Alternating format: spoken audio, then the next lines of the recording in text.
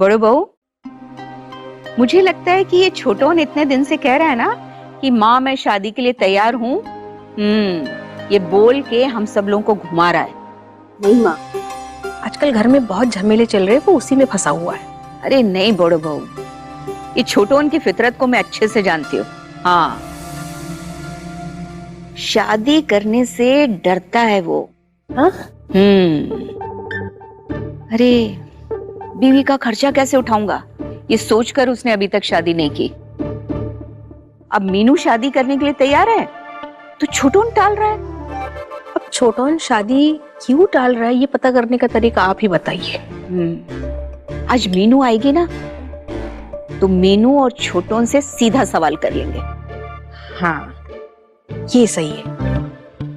कब से छोटोन की शादी की बात चल रही है, उसके बाद अप्पू की शादी की बात भी चली, उसकी शादी भी हो गई, और ये दोनों छोटोन और वो प्रिंसिपल मैम बस एक दूसरे की परछाई बने घूम रहे हैं। पता है तुम्हारे बाबा क्या कह रहे थे? हाँ? कह रहे थे आखिरी बार छोटोन से बात कर लो, अगर अभी भी मना करे तो बाबलू से कह के दोनों को जबरदस्ती मंडप में बिठा देंगे। और आज माँ बड़े ही मूड में लग रही है, जहाँ अंजना को बगल में बैठाकर छोटोन की शादी की बात फिर से छेड़ी है। पर माँ अंजना को हमेशा सामने ऐसे तो रखती है, पर औरों के सामने डांट भी देती है। क्यों? हाँ, मैं तो सोच रही हूँ कि ये सब सुनकर जब छोटोन आगे भागेगा और अपने अप्पू के बाबा उसे पीछे से चिल्लाएंगे, ऐ छोटोन, चुपचाप से छादना तोला में बैठो और शादी करो। पर माँ, आपको याद है मीनू ने कहा था कि जब तक छोटोन ग्रेजुएशन पूरा नहीं करेगा वो शादी नहीं करेगी। आज मीनू से ना इस बारे में भी बात करेंगे। और ऐसे ही चाय की चुस्कियां लेते हुए अब सास बहू छोटोन की शादी की बातें कर रहे हैं। वहीं बिपाशा, तनुजा और लाल बिल्कुल टेंस्ड हैं। मुझे तो कुछ समझ ही नहीं आ रहा है। ये लड़की नूतन ये बोल रही है कि बृजभूषण जी की बेटी है, कुलभूषण जी की नहीं। कल को क्या बोलेगी कि वही जनक है। अरे हो सकता है बिपाशा, बाकी अब कौन क्या प्लान कर रहा है किसे पता। एक तो बहुत मुसीबतों के बाद घर में शांति का माहौल हुआ था। आई होप अब कोई नई मुसीबत ना पड़े हम पर। लेकिन सच में अगर ये लड़की जनक हुई? अरे शुभ शुभ बोलो बिपाशा, ये लड़की जनक हो ही नहीं सकती। ये लड़की नूतन है और प्लीज इसे नूतन ही रहने देते। हाँ लाल, हाँ लाल, मैं तो भगवान से यही प्रार्थना कर रही हूँ, ये जो नई लड़की है नूतन, ये नूतन ही रहे, कोई और ना हो। नहीं तो इस घर में कुछ लोग हैं ना जो अपनी मुंह बोली बेटी को इसी घर में फिर से लाने के चक्कर में अपनी बहू और बेटे के साथ फिर से बुरा बर्ताव करना शुरू कर देंगे। और अब इनकी बातें सुनकर माँ एकदम से चौंक जाती है कि बिपाशा किसकी और क्यों ऐसी बातें कर रही है। तुम लोग किस बारे में बात कर रहे हो और इतने परेशान क्यों लग रहे हो? ठम्मी क्या ही बताएं, कल सृष्टि आंटी के इवेंट पे गए थे, वहां एक बहुत ही अजीबोगरीब चीज हुई। क्या हुआ? तो मेरे पापा का नाम है बृजभूषण भानुशाली।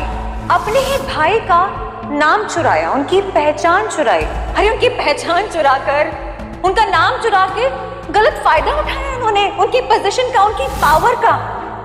एक मिनट, ये जो लड़की नूतन है, इसने सृष्टि के गुरुजी बृजभूषण को अपना बाबा कहा? जी ठम्मी, उसी के बारे में तो हम बातचीत कर रहे थे। वैसे ठम्मी, आपने देखा है क्या नूतन को? मतलब वो कैसी दिखती है आपको पता है? नहीं तो। एक मिनट लाल, फोटो दिखाओ। एक मिनट, ये देखिए। दिखाओ। और अब बिपाशा सबसे आगे है माँ को ये जानकारी देने में, क्योंकि अंजना के जले पर नमक जो छिड़कना है उसे। ओ माँ! हाँ, ये तो जनक है। हाँ, ये लड़की जनक की हमशक्ल है, पर वो बोल रही कि वो जनक नहीं है। अच्छा, तो इस लड़की की माँ कौन है?